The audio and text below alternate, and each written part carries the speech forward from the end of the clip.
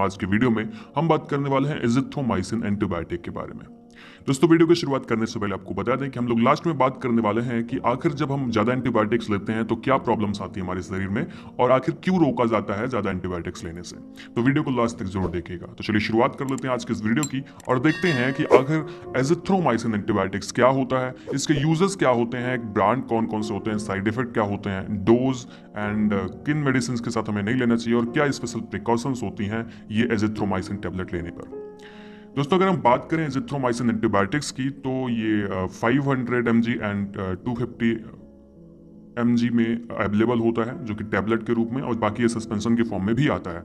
तो वैसे अगर बात करें थोड़ा सा एजिथ्रोमाइसिन एंटीबायोटिक के बारे में, तो ये एक ग्रुप होता है एजालीड ग्रुप, जो कि एजिथ्रोमाइसिन का ग्रुप है, और ये ग्रुप सब क्लास माइकोलिड से आता है। तो सब क्लास माइकोलिड की जितनी भी एंटीबायोटिक्स होती हैं उनका एक्शन बैक्टीरियोस्टैटिक होता है। कहने का मतलब ये ऐसे एंटीबायोटिक होते हैं जो कि बैक्टीरिया की ग्रोथ को रोकते हैं, उनकी ग्रोथ को रोकने के बाद हमें बीमारी से ठीक करते हैं।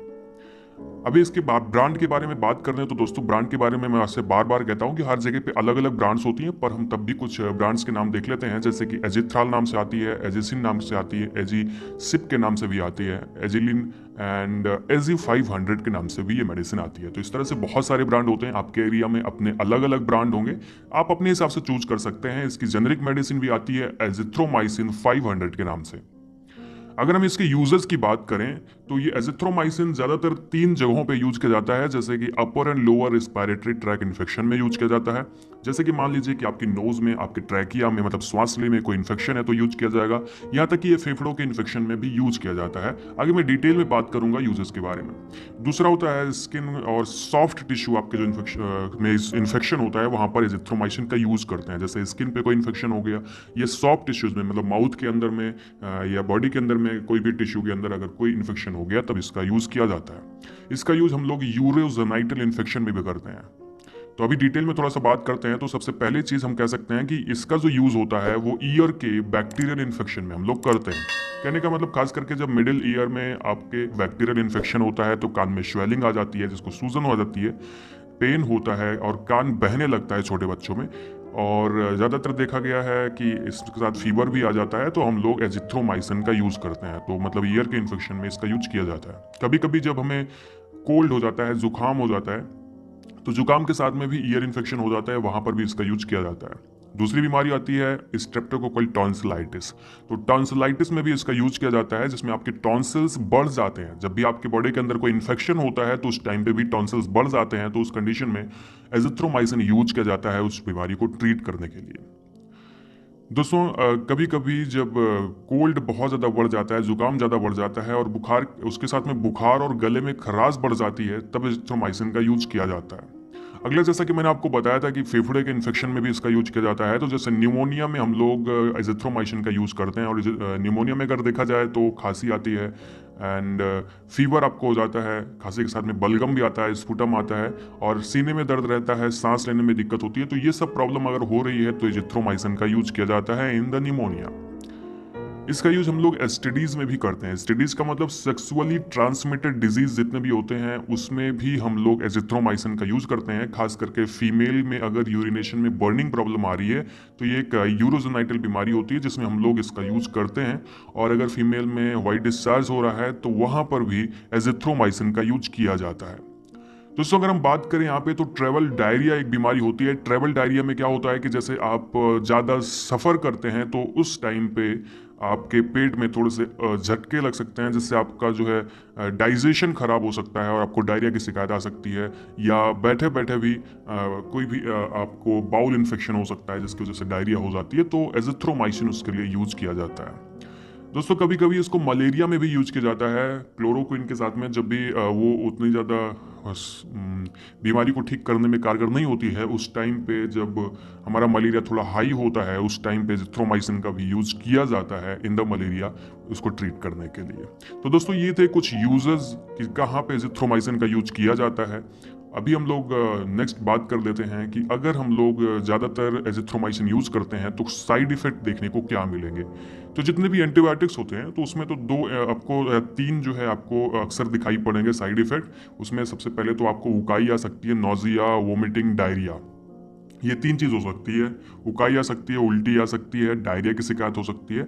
आपका जो एब्डोमेन है उसमें अपसेट हो सकता है, कहने का मतलब आपका डाइजेशन बिगड़ सकता है, जिससे एब्डोमिनल पेन हो सकता है, लॉस ऑफ एपिटाइट हो सकता है, मतलब भूख की कमी हो सकती है, चक्कर भी आ सकता है, आपका सर में दर्द हो सकता है, हेडेक हो सकता है, और क्योंकि ये गैस भी बना सकती है तो फ्लैटुलेंस की शिकायत आती है कई बार पेशेंट्स में। तो ये कुछ साइड इफेक्ट्स थे जो कि कॉमन साइड इफेक्ट हैं, बहुत जल्दी से ये देखने को नहीं मिलते हैं, पर अगर इसके अलावा भी आपको साइड इफेक्ट दिखते हैं तो अपने डॉक्टर से संपर्क कर सकते हैं, किसी की निगरानी में अगर आप मेडिसिन ले रहे हैं तो। दोस्तों ये तो हो गया साइड इफेक्ट। अब हम लोग बात कर लेते हैं डोज की, जो कि बहुत ज़्यादा इंपॉर्टेंट है। अब देखा जाए तो अलग अलग बीमारी में अलग अलग डोज होती है एजिथ्रोमाइसिन की, पर अगर हम ध्यान दें कि एक एडल्ट में आप कौन सी डोज लेंगे तो बहुत आसान है। कि इसमें क्या है कि हम लोग क्या करते हैं कि जब बीमारी थोड़ी सी ज़्यादा होती है उस टाइम पे एक एडल्ट को आप 500 mg की टैबलेट देते हैं डेली। कहने का मतलब एक दिन में आपको 500 mg की एजिथ्रोमाइसिन टैबलेट लेनी है, और ये 3 से 5 दिन तक लेनी रहती है। एब्सोल्युटली हम बोल सकते हैं कि 3 दिन तक लेना होता है। ठीक है, आप एजिथ्रोमाइसिन 3 दिन तक ले सकते हैं 500 mg की मेडिसिन। ठीक है, पर डे 1 गोली, ये इसकी डोज होती है। और इसकी जो दूसरी डोज होती है, कहने का मतलब अगर बीमारी थोड़ी सी कमजोर है तो पहले दिन डॉक्टर क्या करते हैं कि 500 mg की टेबलेट देते हैं, और फिर 4 दिन तक 250-250 की mg की टेबलेट दी जाती है। कहने का मतलब एक दिन 500 की और बाकी के दिन 3 दिन आपको 250-250 mg की टेबलेट दी जाती है।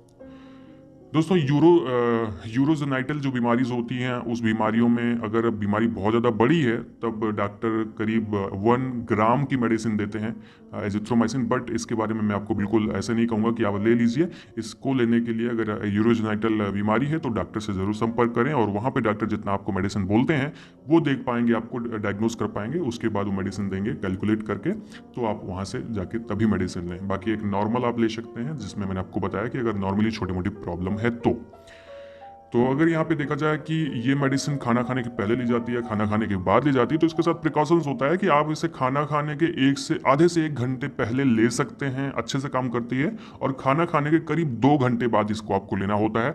2 घंटे पहले ना लें, नहीं तो ये उतना अच्छे से काम नहीं कर पाती है। दोस्तों अगर कुछ कॉन्ट्राइंडिकेशंस की बात करें कि आखिर ये दवा पे हमें कौन सी सावधानी बरतनी चाहिए, तो सबसे पहली चीज़ तो अगर आपको माइकोलिड्स एंटीबायोटिक्स या फिर एजिथ्रोमाइसिन के प्रति हाइपर सेंसिटिविटी है, कहने का मतलब एलर्जी है, तब इसको लेने से पहले जरूर सोचें और अपने डॉक्टर से जरूर बताएं, क्योंकि ऐसे होने पे आपको समस्या हो सकती है। कुछ स्पेशल प्रिकॉशंस की बात कर लेते हैं कि आखिर कौन कौन से स्पेशल प्रिकॉशंस होते हैं। तो बिल्कुल ये चीज़ की सबसे पहली चीज़ कि आप बच्चों को ये मेडिसिन अपने मन से ना दें। अगर बच्चों को ये मेडिसिन देनी है तो अपने डॉक्टर से संपर्क करें, उनकी निगरानी में ही बच्चों को मेडिसिन दें, क्योंकि ये बच्चों में उनकी फिजियोलॉजी अलग होती है आपसे। ठीक है, तो आप कैलकुलेट उसे नहीं कर सकते हैं, तो वो एक डॉक्टर या फार्मासिस्ट ही कर सकता है, तो आप उससे ज़रूर संपर्क करें। और दूसरा, अगर हम बात करें कि प्रेगनेंसी और लैक्टेशन मतलब ब्रेस्ट फीडिंग में मेडिसिन दी जा सकती है, तो हाँ बिल्कुल ये दी जा सकती है, बट कुछ कॉशंस के साथ में। तो अगर ऐसी है चीज़ है तो अब भी आप डॉक्टर की निगरानी में ही मेडिसिन लें। बाकी एजिथ्रोमाइसिन को आप प्रेगनेंसी एंड लैक्टेशन में ले सकते हैं। अगली चीज़, अगर हम बड़े पेशेंट की बात करें, एल्डर पेशेंट की बात करें, तो आप उनमें एजिथ्रोमाइसिन दे सकते हैं, कोई प्रॉब्लम नहीं आने वाली है।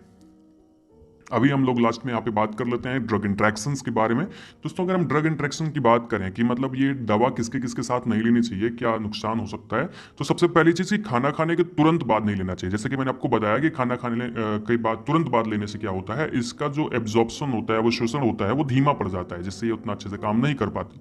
इसी के साथ तरह जैसे एंटासिड के साथ में भी इसको नहीं लेना चाहिए, जैसे रेंटिक या रेंटिडीन के साथ में इसको ना लें, एंड पेंटोप्राजोल के साथ में इसको ना लें। उससे क्या होता है कि इसका एब्जॉर्प्शन धीमा पड़ जाता है और उतने अच्छे से काम नहीं कर पाती है। सेम वही चीज़। और दूसरी चीज़, इससे हम जैसे हार्ट का जो स्ट्रेंथ देने वाली मेडिसिन होती है, लाइक डिजॉक्सिन एंड कुछ ऐसे मेडिसिन जैसे साइक्लोस्पोरिन, इसके साथ में भी इसको नहीं लेना चाहिए, क्योंकि ये एजिथ्रोमाइसिन के एक्शन को बढ़ा देता है। ठीक है, तो अगर आपको इन सब के साथ लेना है तो डॉक्टर से ज़रूर देखें, और वो अपने हिसाब से डोज को कैलकुलेट करके देंगे, तो बहुत ज़्यादा प्रॉब्लम नहीं आएगी। दोस्तों जैसा कि मैंने आपको सबसे शुरुआत में कहा था कि आखिर हमें ये पता होना चाहिए कि जो एंटीबायोटिक्स होती है वो हमें क्या नुकसान करती है और हमें उसको ज़्यादा क्यों नहीं लेना चाहिए। तो कोई भी एंटीबायोटिक्स अगर हम बार बार लगातार बहुत दिन तक लेते हैं तो पहली बात तो वो एंटीबायोटिक के प्रति हमारे शरीर का जो बैक्टीरिया होता है या हमारा शरीर जो होता है टॉलरेट हो जाता है। कहने का मतलब उसको सहने की क्षमता आ जाती है बॉडी के अंदर, तो वो एंटीबायोटिक काम नहीं करता है, ना तो खुद काम करता है ना तो दूसरे मेडिसिन को काम करने देता है। इसी वजह से हम लोगों को ये बताया जाता है कि ज़्यादातर जो एंटीबायोटिक्स होते हैं उसको लगातार नहीं लेना चाहिए। अगर डॉक्टर एंटीबायोटिक दे रहा है तो उसको बदल बदल कर एंटीबायोटिक देने चाहिए। इससे ये फायदा होता है कि हमारी बॉडी उसको अकेले को टॉलरेट नहीं कर मतलब जब हम बदल बदल के लेते हैं तो हमारी बॉडी उसको टॉलरेट नहीं कर पाती है, जिसकी वजह से वो काम करते हैं। तो इस वजह से आपको ज़्यादा एंटीबायोटिक नहीं लेना चाहिए। तो दोस्तों ये था आज का वीडियो जिसमें हमने बताया एजिथ्रोमाइसिन के बारे में, उसके यूजेस के बारे में, उसका साइड इफेक्ट डोजेस के बारे में और कुछ प्रिकॉशंस के बारे में। तो ये वीडियो अगर आपको इन्फॉर्मेटिव लगा हो तो चैनल को सब्सक्राइब कर दीजिएगा अगर अभी तक नहीं किया, और कर दिया है तो बहुत बहुत धन्यवाद। और वीडियो को लाइक कर दीजिएगा और शेयर कर दीजिएगा अपने दोस्तों के साथ में। हमें इंस्टाग्राम पे भी फॉलो कर लीजिएगा। Thank you.